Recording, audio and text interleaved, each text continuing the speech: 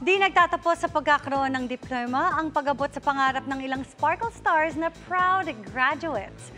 Kabilang dyan ang anak ni Yasmin Curdy na ibinahagi ang viral graduation video ng kanyang anak na si Ayesha. Makichika kay Nelson Canlas. Oo, bigyan nyo ka ng From tissue this parang awa nyo na. to this.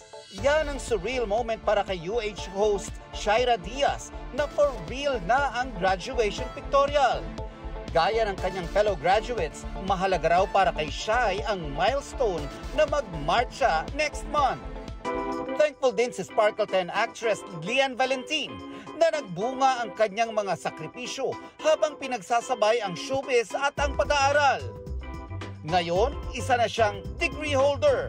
Naranasan ko na, Sir Nelson, yung habang hindi kami kinukunan ng mga scenes namin or hindi pa ako, hindi pa turn ko sa eksena, nag-online class ako. I started my college life when I was, nung pandemic, nung medyo nagiging maluwag na doon na nag-start yung taping. Sabi ko, okay, mahihirapan ako pero kayang-kaya ko to, kaya yan, kaya yung pagsabayin. Proud graduate din ng senior high school batch 2024, sina Sparkle actors Bryce Eusebio at Marco Masa.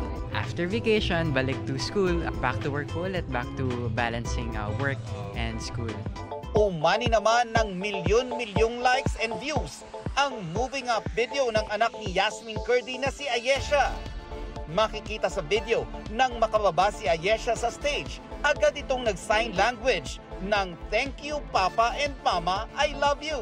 Nagulat kami doon, parang may sinabi pala siyang gano'n sa amin na may pa I love you pala siya. So na-touch kami. Maraming mga nagme-message na deaf, mga na nakakaintindi ng sign language, tapos parang sinasabi nila na it's a nice language to learn. Kaya ngayon parang na-inspire tuloy ako, parang gusto ko siyang matutunan bigla. Hindi raw naging madali para kay Yasmin ang pinagdaanan ng anak habang nag-aaral. Before, nagkaroon sila ng parang mga online bullying during the pandemic and all. Pero, I'm really happy na na-overcome niya. Parang na-overcome niya yung mga challenges. Kung si Ayesha daw ay graduate na, mukhang hindi pa graduate as a new mom si Yasmin.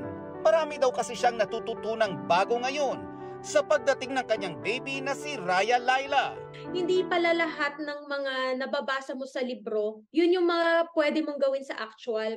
Like, for example, dahil sa first baby mo, nagustuhan niya to. Sa second baby, minsan hindi niya to gusto. Meron na akong mga nakasanayan na ginawa ko kay Ayesha before nung baby siya na naging madali na sa amin ngayon nung second baby, like pagpapaligo ng baby. Nelson Canlas updated sa Showbiz Happenings.